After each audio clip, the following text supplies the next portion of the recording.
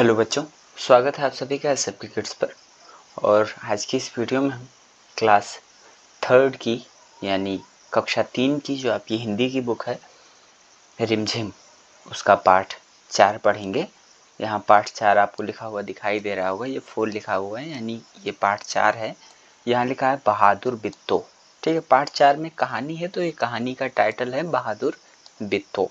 ठीक है, कहानी का शीर्षक है बहादुर बित्तो।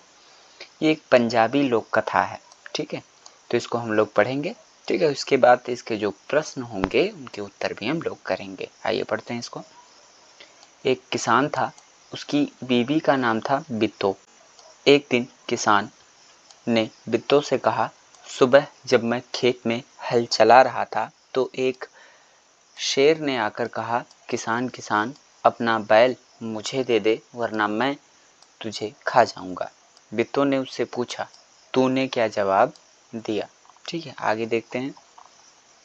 किसान ने कहा, मैंने कहा तू यहीं रुक, मैं घर जाकर अपनी गाय ले आता हूँ। अगर तू बैल खा लेगा तो हम लोग भूखों मर जाएंगे। यह सुनकर बित्तो को बहुत गुस्सा आया। उसने किसान को फटकारा, घर की गाय शेर को खिलाते तुझे शर्म नहीं आती? अगर गाय चली गई तो घर में न दूध न लस्सी, बच्चे रोटी किस चीज़ के साथ खाएंगे?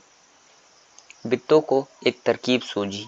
उसने कहा, तुम फौरन खेत में जाकर शेर से कहो कि मेरी बित्तो तुम्हारे खाने के लिए एक घोड़ा लेकर आ रही है। किसान डरता डरता शेर के पास गया। उसने कहा, शेर राजा, हमारी गाय तो बड़ी मरियल है, उससे तुम्हारा क्या बनेगा? मेरी बीवी अभी तुम्हारे लिए एक मोटा ताज़ा घोड़ा लेकर आ रही है। आगे बित्तो ने सिर पर एक बड़ा सा पगड़ बांधा और हाथ में दराती लेकर घोड़े पर सवार हो गई। घोड़ा दौड़ाती वह खेत पर पहुंची और जोर से चिल्लाई, अरे किसान, तू तो कहता था कि तूने 4 शेरों को फांस कर रखा है, यहाँ तो सिर्फ एक ही है, बाकी कहाँ गए? फिर वह घोड़े से उतरकर शेर की तरफ बढ़ी और कहने लगी, अच्छा कोई बात नहीं, नाश्ते में एक ही शेर काफ़ी है। इतना सुनना था कि शेर डर के मारे कांपने लगा और भाग खड़ा हुआ। यह देखकर बित्तो बोली, देखा, इसे कहते हैं हिम्मत। तुम तो इतने डरपोक हो कि घर की गाय शेर के हवाले कर रहे थे। आगे उधर मारे भूख के शेर की आंतें छटपटा रही थी। एक भेड़िए ने पूछा, महाराज क्या मामला है? आज आप बहुत उदास दिखाई दे रहे हैं।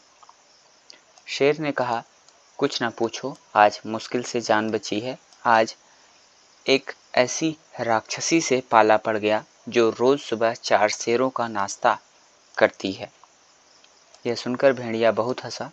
वह सुबह झाड़ी में छिपकर सारा तमाशा देख रहा था। उसने कहा, भोले बादशाह, वह तो बित्तो थी जिसे आपने राक्षसी समझ लिया था। आप इस बार फिर कोशिश करके देखिए, अगर बैल आपके हाथ ना आए तो मेरा नाम भेड़िया नहीं। बहुत कहने सुनने पर शेर किसान के खेत में जाने के लिए तैयार हो गया, लेकिन उसने भेड़िए से कहा, तुम अपनी पूंछ मेरी पूंछ से बांध लो। आगे दोनों जने पूंछ बांधकर चल पड़े।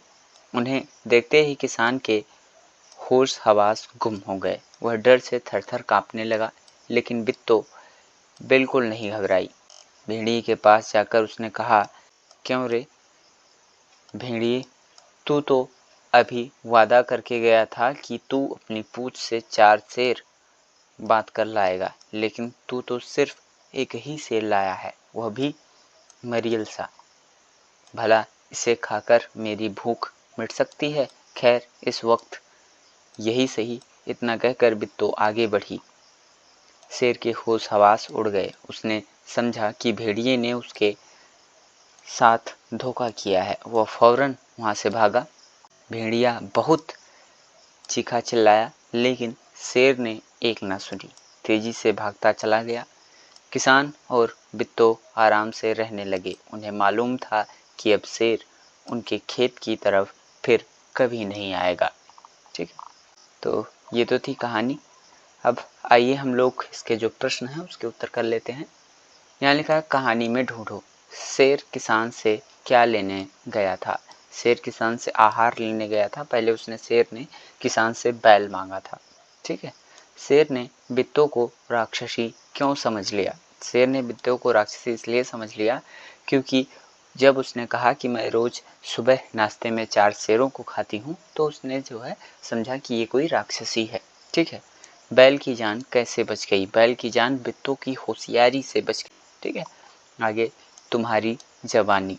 नीचे कुछ शब्दों के नीचे रेखा खींची हुई है, उन्हें ध्यान में रखते हुए नीचे लिखे वाक्यों को अपने शब्दों में लिखो। ठीक है, जैसे पहला वाक्य है बिट्टो घोड़े पर सवार हो गई। अब ये सवार हो गई यहाँ से लेकर के यहाँ तक लाइन खींची हुई है। ठीक है, तो लाइन खींची हुई है, सवार हो गई, इसको आप परिवर्तित कर सकते हो, चेंज कर सकते हो। ठीक है, जैसे बिट्टो घोड़े पर सवार हो गई, अब इसको चेंज करेंगे तो क्या होगा, बिट्टो घोड़े पर बैठ गई। दूसरा वाक्य है तुम घर की गाय को शेर के हवाले कर रहे थे। इसको चेंज करेंगे तो क्या होगा, तुम घर की गाय शेर को सौंप रहे थे, तुम घर की गाय शेर को दे रहे थे। ठीक है, इस तरह से ये भी चेंज हो जाएगा। तीसरा वाक्य है आज एक राक्षसी से पाला पड़ गया।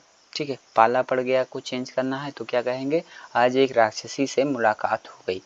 ठीक है, ये है अगर बैल आपके हाथ ना आए तो मेरा नाम भेड़िया नहीं। अब हाथ ना आए इसका चेंज करना है। ठीक है, तो इसको चेंज करेंगे तो क्या हो जाएगा, अगर बैल आपको ना मिले तो मेरा नाम भेड़िया नहीं। ठीक है, अगर बैल आपका आहार ना बने तो मेरा नाम भेड़िया नहीं। ठीक है, पांचवा वाक्य है शेर को देखते ही किसान के होश हवास गुम हो गए। ठीक है, तो इसको चेंज करेंगे, शेर को देखते ही किसान डर के मारे कांपने लगा। शेर को देखते ही किसान की सिट्टी पिट्टी गुल हो गई। ठीक, बेचारा भेड़िया। शेर तो डरकर भाग गया, सोचो तो भेड़िए का क्या हुआ होगा। शेर जब डर के भाग रहा था तो भेड़िया भी पूंछ बांधे हुआ था। ठीक है, तो भेड़िया भी घसीटते हुए गया होगा। ठीक है, शेर किसान के पास कितनी बार गया था, कहानी देखें बिना बताओ। ठीक है, यानी कह रहा है कहानी बिना देखे आप बताओ कि शेर किसान के पास कितनी बार गया था। तो शेर जो है किसान के पास 2 टाइम यानी 2 बार गया था। ठीक है, खाली जगह में क्या आएगा, जैसे मेरी छत पर मोर आया, मेरी छत पर मोरनी आई। आगे है मोर मोरनी की तरह नीचे लिखे शब्दों के रूप बदलो। ठीक है, जैसे औरत है तो आदमी, शेर शेरनी, बच्चा बच्ची, घोड़ा घोड़ी, मछुआरा मछुआरिन। ठीक है, राजा रानी। ठीक, इस तरह बदल सकते हैं। मैं नहीं जाऊंगा, शेर ने बिट्टो को राक्षसी समझ लिया। वह खेत में नहीं जाना चाहता था, पर भेड़िए के समझाने पर वह राजी हो गया यानी मान गया। सोचो शेर और भेड़िए के बीच क्या बातचीत हुई होगी। जैसे शेर, भेड़िए तुम क्यों हंस रहे हो। भेड़िया, महाराज वह तो बिट्टो थी जिसे आप राक्षसी समझकर वापस लौट आए थे, इसलिए मैं हंस रहा हूँ। फिर आगे इसी तरीके से आप बढ़ा देंगे। ठीक है, ये हो गया। अब बोलो तुम क्या सोचती हो। ठीक है, भेड़िए ने शेर को भोले महाराज क्यों कहा। क्या शेर सचमुच भोला था। शेर ने भेड़िए की पूंछ के साथ अपनी पूंछ क्यों बांध ली थी। आगे क्या शेर फिर कभी बिट्टो के खेत की तरफ गया होगा, हाँ तो क्यों, नहीं तो क्यों। बिट्टो की हिम्मत तुम्हें कैसी लगी, अगर तुम बिट्टो की जगह होती तो शेर से कैसे निपटती। राज का राज, शेर जंगल पर राज करता था। मेरा राज किसी से ना कहना, राज और राज को बोलकर देखो, दोनों के बोलने में फर्क है ना। कहानी में से ऐसे ही ज पर लगे नुक्ते वाले शब्द ढूंढो। ठीक है, कहानी में ज पर नुक्ते लगे हों ऐसे शब्द ढूंढो और ढूंढ करके आप यहाँ पर लिखोगे। ठीक है, अब अपने मन से सोचकर ज पर लगे नुक्ते वाले 5 शब्द लिखो। आप अपने मन से सोच करके 5 शब्द जो है जहाँ पर नुक्ते जो इनमें लगे हों उनको आप लिख सकते हो। ठीक है, तो यहाँ लिखा है अगर ऐसा होता तो, अगर तुम शेर की जगह होती तो क्या करती, अगर तुम बिट्टू की जगह होती तो शेर से कैसे निपटती। ठीक, पहचानो तो। कहानी में तुमने दराती का चित्र देखा, नीचे ऐसे ही कुछ और औजारों के चित्र दिए गए हैं, उन्हें पहचानो और बॉक्स में दिए शब्दों में से सही शब्द ढूंढकर लिखो।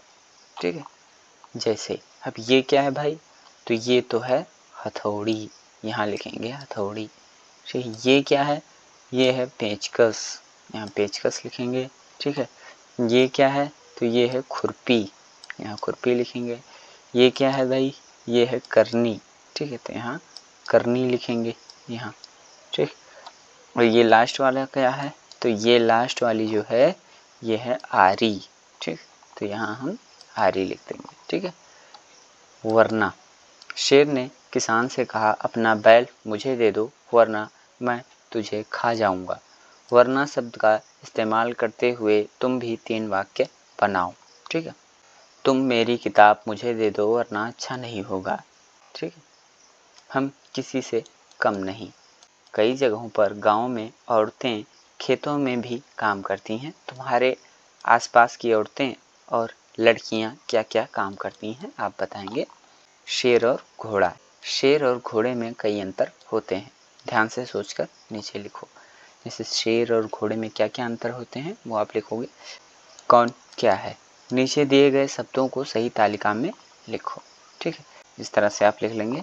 इसमें एक नागा लोक कथा है, ये इसको भी पढ़ लेते हैं, मूस की मजदूरी। ठीक है, आगे पढ़ते हैं इसको भी। बहुत समय पहले की बात है, उस समय आदमी के पास धान नहीं था। सबसे पहले आदमी ने धान का पौधा एक पोखरी के बीच में देखा। धान की बालियां झूम झूम कर जैसे आदमी को बुला रही थीं, पर गहरे पानी के कारण धान तक पहुंचना कठिन था। आदमी सोचता हुआ खड़ा ही था कि वहीं पर एक मूस दिखलाई पड़ा। आदमी ने मूस को पास बुलाया और कहा, मूस भाई, पोखरी के बीच में देखो उन धान की प्यारी बालियों को, झूम झूम कर वे मुझे बुला रही हैं, लेकिन पानी गहरा है। यदि तुम उन्हें हमारे लिए ला दो तो हम तुम्हें मेहनताने का हिस्सा दे देंगे। आगे, मूस को भला क्या ऐतराज था, वह सड़सड़ तैर गया और बालियों को दांतों से कुतर कुतर कर किनारे लाने लगा। थोड़ी ही देर में किनारे पर धान की बालियों का ढेर बन गया। तब आदमी ने प्रसन्न होकर कहा, मूस भाई, अब इसमें से अपनी मजदूरी का हिस्सा तुम स्वयं ले लो। पर मूस ने कहा, भाई मेरे, मैं ठहरा छोटा जीव, मेरा सिर भी है छोटा, अपना हिस्सा इस छोटे से सिर पर ढोकर कैसे ले जाऊंगा। इसलिए अच्छा तो यह होगा कि तुम यह पूरा धान अपने घर ले जाओ और मैं तुम्हारे घर पर ही आकर अपने हिस्से का थोड़ा धान खा लिया करूंगा। ठीक है, आदमी ने ऐसा ही किया और तभी से मूस आदमी के घर धान खाता चला आ रहा। तो इस तरह से हम लोगों ने आपकी जो क्लास 3rd की बुक थी हिंदी की रिमझिम, इसको हम लोगों ने पढ़ा और इसका चैप्टर 4 हम लोगों ने पढ़ा। यानी चैप्टर 4 जो था वो एक कहानी थी बहादुर बिट्टू, जिसको हम लोगों ने पढ़ा। इसके जो प्रश्न थे उसके उत्तर भी हम लोगों ने किए। अगर आपको वीडियो अच्छा लगा हो तो वीडियो को लाइक करें, चैनल को सब्सक्राइब करें। आप सभी लोगों का बहुत बहुत धन्यवाद एवं आभार।